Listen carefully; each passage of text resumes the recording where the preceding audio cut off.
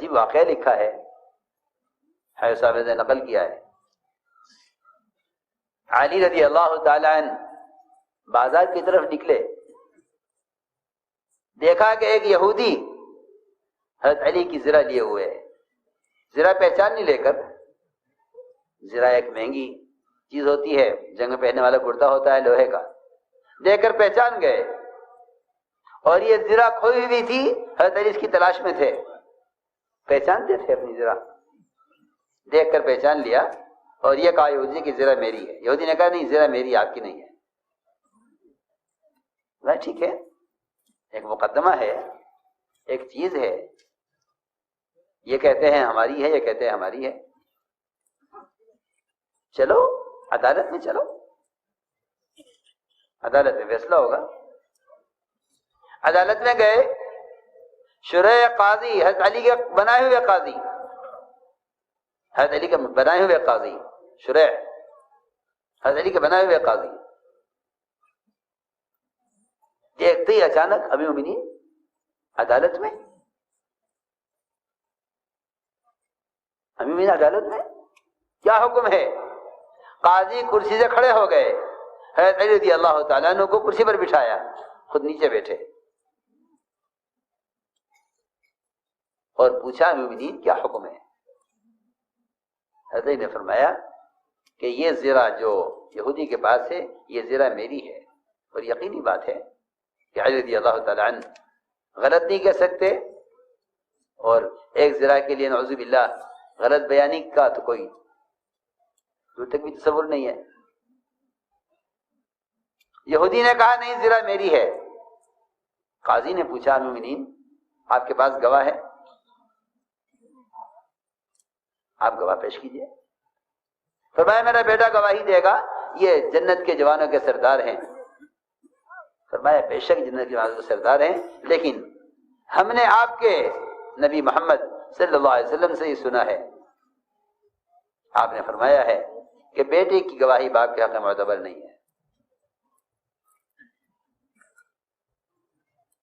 میرا غلام گواہی دے گا، روایت میں میرا غلام گواہی دے گا، میں کہ نہیں، غلام کی گواہی کافی نہیں ہے۔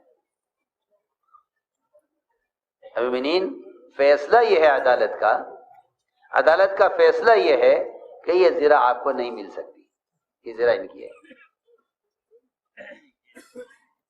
امیر المومنین ان کے بنائے ہوئے قاضی، اور فیصلہ یہ ہو، جیسے یہ فیصلہ ہوا، یہودی نے کہا اشہد ان لا الہ الا اللہ واشہد ان محمد رسول اللہ، میں آج اسلام میں داخل ہوتا ہوں۔ میں نے زرہ اس لیے اٹھائی تھی اور عدالت میں اس لیے آپ کو لے کر آیا تھا کہ میں دیکھنا چاہتا تھا کہ تم مسلمانوں کے درمیان جو فیصلے ہوتے ہیں وہ قومیت کی یا دوستوں کی یا ظلم کی بنیاد پر ہوتے ہیں، یہ تمہارے جو فیصلے ہوتے ہیں وہ فیصلے انبیاء والے فیصلے ہوتے ہیں۔ میں دیکھنا چاہتا تھا یہ فیصلہ جو انہوں نے کیا ہے قاضی نے امیر المومنین کے خلاف، یہ فیصلہ اسلامی طریقے کا فیصلہ ہے، اس لیے میں اسلام میں داخل ہوتا ہوں۔ امیر المومنین یہ زرہ میری نہیں، آپ ہی کی ہے، زرہ آپ ہی کی ہے، میری نہیں ہے۔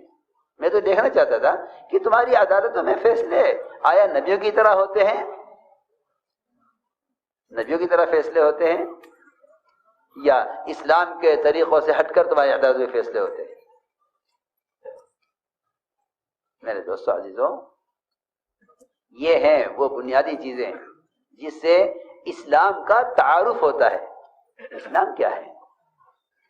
میں آپ سے صاف عرض کر دیتا ہوں کہ نماز، روزہ، حج اور زکوٰۃ یہ اسلام کے تعارف کی چیزیں نہیں ہیں، یہ تو اسلام میں داخلے کی شرائط ہیں کہ جو آدمی یہ نہیں کرے گا وہ اسلام میں داخل نہیں ہے۔ یہ تو اسلام میں داخلے کی شرائط ہے۔ ہم دیکھیے، جب کسی کو اسلام سمجھایا جاتا تھا اور کسی کو اسلام کے لیے بیعت کیا جاتا تھا تو اس کو بتایا جاتا تھا کہ آپ کے اسلام میں داخل ہونے کی یہ شرائط ہوں گی۔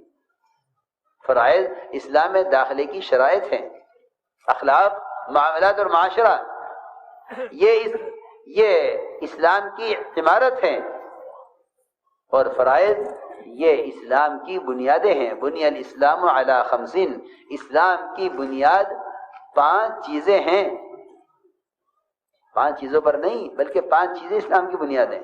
پھر اسلام کیا ہے؟ اسلام اس عمارت کا نام ہے جو ان بنیادوں پر اخلاق اور معاملات اور معاشرے کی شکل میں قائم کیے جاتے ہیں۔ یہ اسلام کی عمارت ہے۔ ہر عمارت ہر جگہ عمارت سے پہچانی جاتی ہے۔ یہ مسجد کی عمارت ہے، یہ ہوٹل کی عمارت ہے، یہ ہسپتال کی عمارت ہے، یہ گھر کی عمارت ہے، وہ پہچانی جاتی ہے عمارت سے، بنیاد سے نہیں۔ بنیادیں نظر نہیں آتی، بنیادیں تو نیچے چلے گئی زمین میں۔ ان بنیادوں کے بغیر، ان فرائض کے بغیر اخلاق کیسے بھی اچھے ہوں، معاشرہ کیسا بھی پاکیزہ ہو، معاملات کیسے بھی اچھے ہوں، اس پر قیامت میں کسی کو کچھ ملنے والا نہیں ہے۔ اس لیے کہ فرائض کے بغیر مسلمان کو غیروں کی طرح اسلام میں دنیا میں دیکھ نمٹا دیا جائے گا۔ آخرت میں جو حصہ ہے وہ تو ایمان اور فرائض کی ادائیگی پر ہے۔ ایمان اور فرائض کی ادائیگی پر آخرت میں حصہ ہے، ورنہ غیروں کی طرح نمٹا دیا جائے گا ان کو دنیا میں ان کا حصہ دے کر۔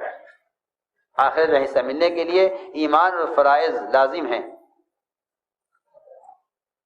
ہم نے عرض کیا کہ حضور اکرم صلی اللہ علیہ وسلم نے اس دعوت کے ذریعے امت کو جمع کیا تھا،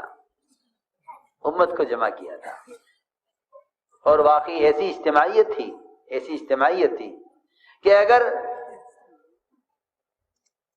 ایک ادنا سے ادنا مسلمان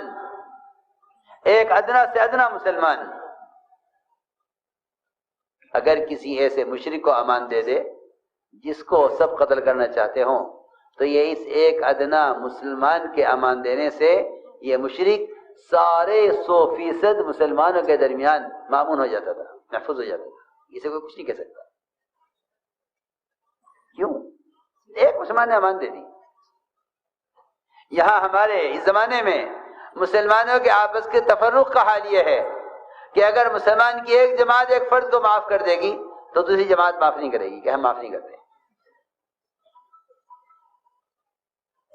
مسلمان کو معاف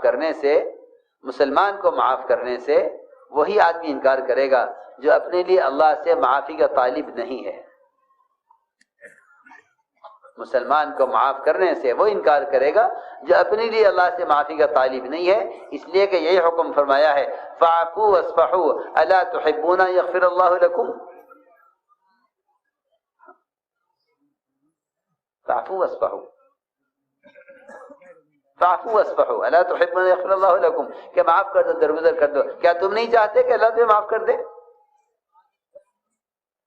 جو آدمی اپنی اللہ سے معافی کا طالب ہوگا وہ مخلوق کو معاف کرنے کو اس لیے پسند کرے گا کہ اللہ مجھے معاف کر دے۔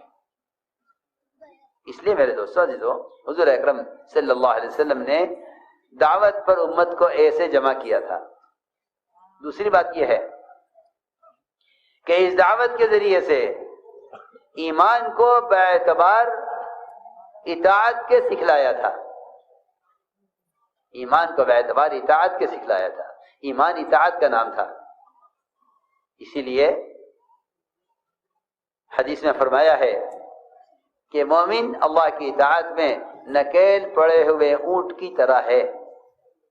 یہ زندگی کی کسی شعبے میں آزاد نہیں ہے، کھانے میں، کمانے میں، پہننے اوڑھنے میں، شکل اور لباس میں، اس سب میں یہ ایسا پابند اور تابع ہے جیسا نکیل پڑے ہوا اونٹ وہ تابع ہوا کرتا ہے۔ میرے دوستو عزیزو، ایمان کو اس کی علامتوں میں غور کرو۔ جو حالات دنیا میں پیش آ رہے ہیں مسلمانوں کو، فساد کی شکل میں، قرضوں کی شکل میں، مختلف قسم کے ٹیکس، مختلف قسم کی رکاوٹیں ان کی تجارتوں میں، ان کی زراعتوں میں، ان کی کمائی کے نقشوں میں، ان کی ملازمتوں میں، ان کے اور پرسنل اور ذاتی مسائل میں،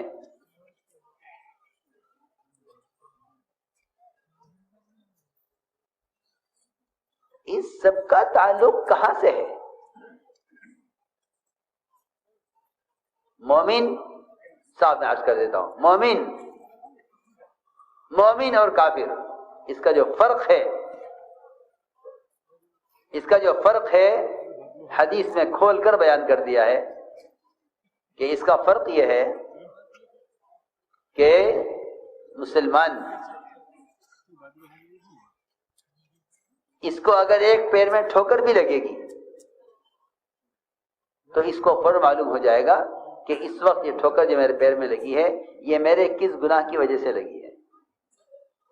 عجیب حدیث ہے، عجیب روایت ہے، واقعی غور کرنے کی روایت ہے. فرمایا کہ جو اللہ کو نہیں جانتے، جو اللہ سے ناواقف ہیں، جن کے اللہ کے درمیان پردہ ہے، ان پر آنے والے حالات، ان کی تجارت میں، زراعت میں، ان کی سرمایہ داریوں کے نقشوں میں، یا بیماری کی شکل میں، یا قرضوں کے مقدمات کی شکل میں، جس شکل میں حالات آئیں، فرمایا حدیث میں کہ ان پر آنے والے حالات ایسے ہیں جیسا کسی جانور کو باندھ دیا جائے اور پھر کھول دیا جائے. آپ میں بہت سے بھینسیں پالتے ہوں گے، اور یہاں تو سنا بڑی بڑی ڈیریاں ہیں دودھ کی، بھینسیں رکھتے ہیں لوگ. آپ جانتے ہیں جب بھینس دودھ روک لیتی ہے، بھینس دودھ روک لیتی ہے تو اس کے بچے کو کھول کر لاتے ہیں. وہ بھینس کا بچہ بھینس کے تھنوں میں منہ لگا دیتا ہے، بھینس کو دیکھ کر دودھ چھوڑ دیتی ہے اور بچے کو لے جا کے باندھ دیتے ہیں، دودھ نکال لیتے ہیں. کہ بھئی ایسا ہے، میں مثال لے رہا ہوں، یہ حدیث کو سمجھنے کے لیے اس سے اچھی مثال نہیں ہے. اس بچے کو نہیں خبر، حدیث میں ہے فیما عقل و فیما ارسل، کہ کیوں باندھا گیا تھا، کیوں کھول دیا گیا، اسے نہیں معلوم. ہماری سب سے بڑی اجتماعی غلطی اس زمانے میں مسلمانوں کی ہے کہ یہ پیش آنے والے حالات کو یا ماحول سے جوڑ دیتے ہیں یا حکام سے جوڑ دیتے ہیں. یہ ان حالات کو نہ اللہ کی طرف منسوب کرتے ہیں اور نہ ان حالات کو اپنے اعمال سے جوڑتے ہیں. حالانکہ سارا فساد بر و بحر کا، اس کا تعلق مومن کے بدن سے نکلنے والے اعمال سے ہے. سارا جھگڑا صرف اس بنیاد پر ہو رہا ہے کہ مسلمان اپنے حالات کو یا حکام سے جوڑ رہا ہے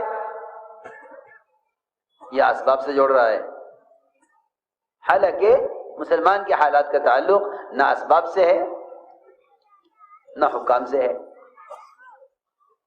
جس کی زبان پر بھی دیکھو گے شکایت انہیں حکام سے ہے. اور میں سوچتا ہوں، میں نے کہا کہ